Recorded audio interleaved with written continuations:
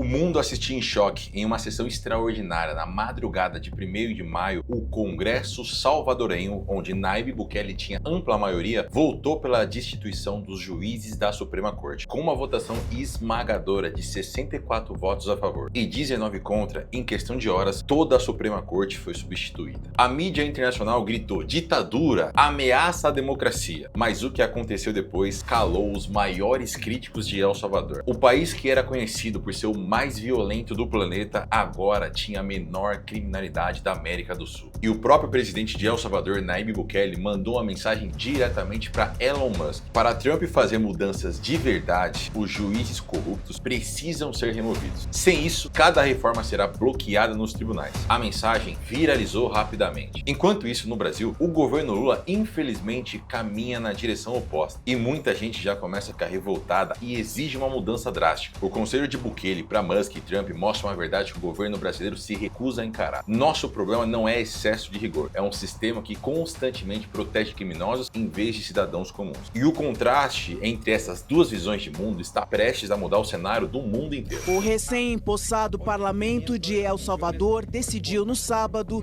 por 64 votos a favor, 19 votos contra e uma abstenção pela deposição dos 5 juízes da Câmara Constitucional do Supremo Tribunal de Justiça sob a alegação de que eles violaram a Constituição contra as medidas que o presidente Nayib Bukele tentou implantar no país durante a pandemia. Em 2015, El Salvador era extremamente perigoso, com a maior taxa de homicídios do planeta. O país estava completamente controlado pelo crime organizado. A gangue MS-13 e Barro 18 controlavam a maior parte do território nacional. Crianças eram recrutadas à força, comerciantes pagavam impostos para gangues e qualquer resistência resultava em execução. Famílias se trancavam em casa assim que o sol se punha. Quem precisava sair à noite arriscava a vida. Os salvadorenhos viviam em um estado de medo constante. Nayib Bukele assumiu o governo com uma promessa prática: vamos acabar de maneira brutal com essa situação. Ele iniciou com operações policiais intensas, investimentos em equipamentos e aumento do efetivo policial, mas logo descobriu que o seu maior obstáculo não eram as gangues, eram os juízes que os protegiam. Cada operação policial terminava seguindo o mesmo roteiro frustrante. Criminosos perigosos, muitos com dezenas de homicídios comprovados, eram presos pela manhã e soltos à tarde, muitas vezes por questionáveis irregularidades processuais ou falta de provas. Documentos secretos foram revelados mostrando que juízes recebiam propinas do crime organizado para liberar os chefes do tráfico. A polícia estava completamente desmoralizada. Um policial salvadorenho relatou: arriscamos nossas vidas para prender esses assassinos e os vemos na rua no dia seguinte rindo de nós. Essa situação parece familiar para qualquer policial brasileiro, não é mesmo? Bukele chegou a um ponto crítico. Havia tentado todos os caminhos tradicionais sem sucesso. Em 1º de maio de 2021, com o apoio de 67% do parlamento, tomou a decisão mais ousada da sua gestão. Removeu todos os juízes da Suprema Corte e substituiu com magistrados que estavam comprometidos com a segurança da população. Os novos juízes aplicavam exatamente as mesmas leis, só que sem utilizar interpretações criativas que beneficiavam os criminosos. Você quer saber o resultado? A polícia de El Salvador prendeu 72 mil pessoas em 18 meses. E dessa vez, meu amigo, eles permaneceram presos. Hoje, El Salvador testemunha uma transformação que muita gente considerava impossível. A taxa de homicídio caiu 98%. Roubos e extorsões diminuíram 75%. O turismo aumentou 95% em 2 anos. E os investimentos estrangeiros, agora com o país seguro, triplicaram. As ruas que antes estavam desertas, agora você encontra crianças brincando até tarde da noite. Restaurantes e comércios que antes fechavam desesperados e com medo, agora funcionam, gerando emprego e prosperidade para a população. Nos Estados Unidos, vemos um paralelo bem interessante se formando. Donald Trump assumiu seu segundo mandato com uma missão clara: reformar profundamente o sistema americano, combater a criminalidade nas fronteiras e nas grandes cidades e reduzir o tamanho do Estado que destrói o crescimento econômico. Porém, suas primeiras ordens executivas enfrentaram o mesmo problema de Nayib Bukele. Elas foram travadas e barradas por juízes federais. Para você ter uma ideia, a reforma reforma migratória, que é fundamental para controlar a crise na fronteira, foi barrada em menos de 48 horas. E é nesse contexto que o Elon Musk aparece como uma figura central nessa situação. Donald Trump nomeou Musk como chefe do Departamento de Eficiência Governamental, um novo órgão dedicado a cortar qualquer gasto e modernizar o governo. Musk, que é conhecido por transformar indústrias inteiras como a Tesla e a SpaceX, aceitou o desafio sem receber salário, motivado pelo desejo de tornar o governo mais eficiente e voltado para necessidades reais do cidadão. Mas o Elon Musk acabou ficando muito frustrado com a forma que os juízes estão tratando as novas diretrizes de Donald Trump, e ele falou isso no Twitter. A vontade do povo americano, expressa democraticamente nas urnas, está sendo sistematicamente bloqueada por burocratas não eleitos. Como quebrar esse ciclo que impede qualquer mudança real? Aqui, meu amigo, ele estava demonstrando a frustração que ele tinha com esses juízes que estavam bloqueando as atitudes de Donald Trump. Mas foi aí que Nayib Bukele respondeu também no Twitter. Ele disse: se você não remover os juízes corruptos, você não pode consertar o país. Eles formarão um cartel, basicamente uma ditadura judicial, e bloquearão todas as reformas, protegendo a corrupção sistêmica que os colocou em seus assentos. O Elon Musk, quando viu essa resposta de Nayib Bukele, na hora ele também respondeu: a única maneira de restaurar o governo do povo na América é fazer o impeachment de juízes. Ninguém está acima da lei, incluindo juízes. Foi o que foi preciso para consertar El Salvador, e o mesmo será aplicado na América. E essa conversa toda e tudo que está acontecendo em El Salvador não está aparecendo só no Twitter. Até o Trump comentou em uma entrevista sobre Nayib Bukele de El Salvador. O presidente disse que Bukele transformou o país mais violento do hemisfério no mais seguro em tempo recorde. Talvez tenhamos algo importante a aprender com esse sucesso. Essa troca de ideias que eu acabei de te mostrar mostra que tanto Donald Trump como o Elon Musk estão abertos para escutar o que realmente funciona, e não esses professores esquerdistas que dizem que todo mundo é uma vítima da sociedade ou que os juízes estão apenas interpretando a lei. O povo quer o quê? Segurança, e quer que as leis sejam de fato respeitadas. Quando olhamos para o Brasil e o sistema de justiça, o STF é o que mais vem chamando a atenção dos brasileiros, principalmente por meio do ministro Alexandre de Moraes, que cada vez mais aparece em evidência no país. O ministro já coleciona embates públicos com o ex-presidente Bolsonaro, com o Elon Musk e até com as redes sociais. Mas enquanto o STF vem chamando muito atenção e gerando diversos embates, tem outro problema gigantesco que está deixando a população desesperada e é praticamente ignorado pela mídia tradicional. A gente bateu todos os recordes da história de número de prisões.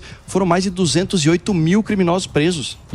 Só que para cada 5 indivíduos presos no Brasil, 1 está efetivamente preso no sistema prisional, 3 estão condenados, mas em liberdade, ou procurados pela justiça, ou conseguiram algum benefício, e um outro indivíduo sequer foi condenado, foi absolvido pela justiça. Batemos recorde histórico de prisões em 2023 e em 2024, mas a maioria deles está de volta às ruas em menos de 30 dias. E o pior, muitos homicídios são cometidos por pessoas que já prendemos pelo menos 3 vezes. Como o povo brasileiro vai ter segurança se a polícia prende, mas a justiça acaba soltando em pouquíssimo tempo? A gente não tem dificuldade em prender quadrilhas, em prender criminosos. A gente tem dificuldade com a reincidência criminal.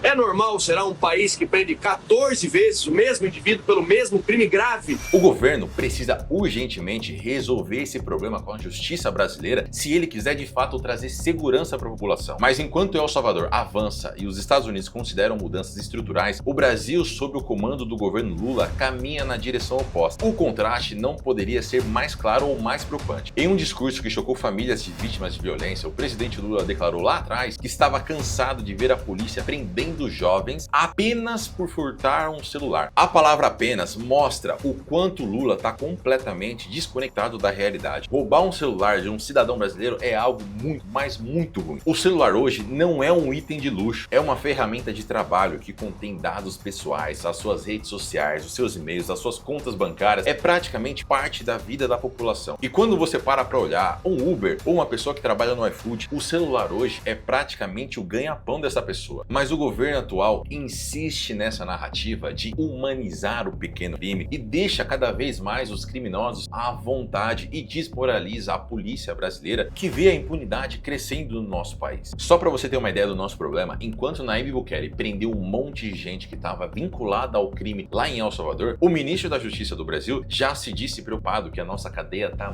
muito cheia e que talvez prender não seja a melhor punição. A política de desencarceramento defendida pelo governo atual está criando um ciclo vicioso. Prisão, soltura, mais crimes, mais vítimas inocentes. O maior problema que a gente tem hoje é reincidência criminal.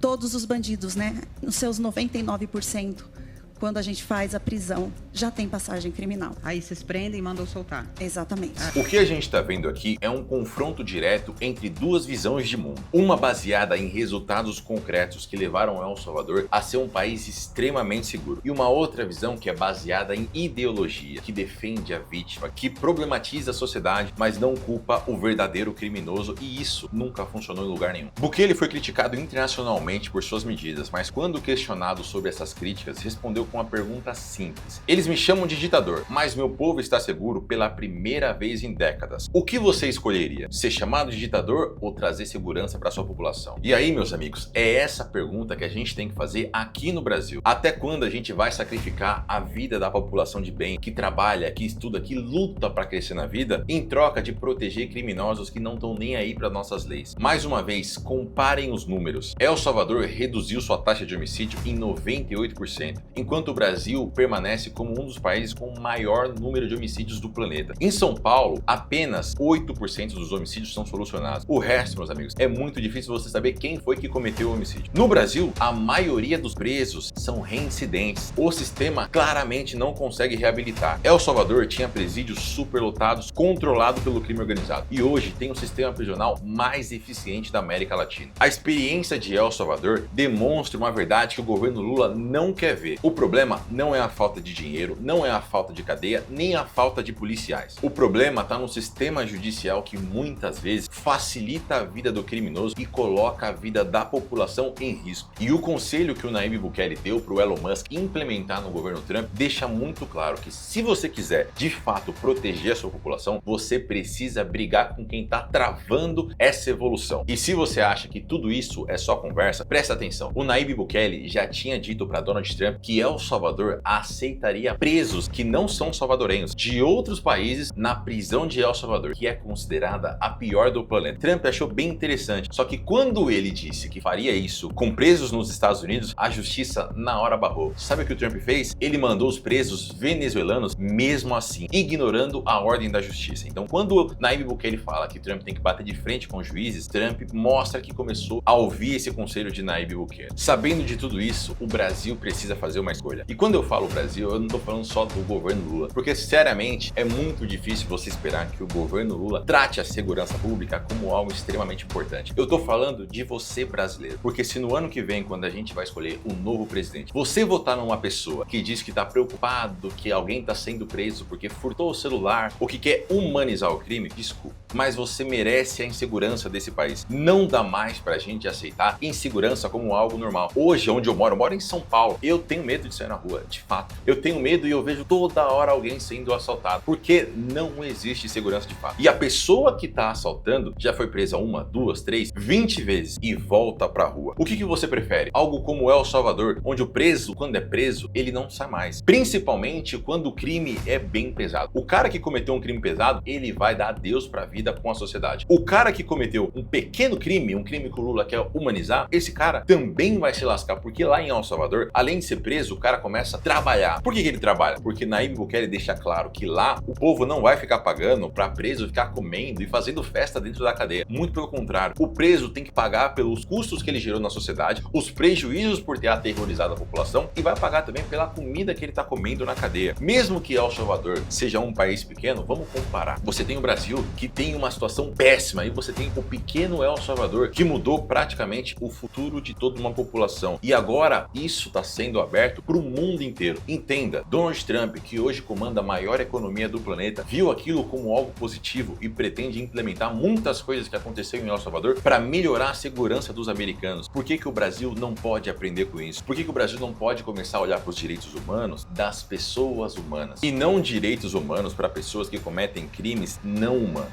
Essas pessoas precisam pagar. E não é pagar com a saidinha, pouco tempo na cadeia, é pagar de fato. A população tem que ter segurança e o criminoso tem que ter medo de cometer o crime. Tem que entender que a punição não é aquela de ficar 30 dias presos e voltar na rua. E sim que uma vez que ele é pego cometendo um crime, ele vai pagar pro resto da vida dele. Mas me conta você, dá pra fazer alguma coisa semelhante aqui no Brasil? Deixa nos comentários o que você faria para aumentar a segurança brasileira. O que você mudaria no nosso sistema judicial para que a gente pudesse se sentir seguro no nosso país. E lembra que se você gosta de conteúdos como esse, lembra de se inscrever nesse canal, deixar um like para você avisar o algoritmo que você quer mais conteúdos como esse. Um abraço!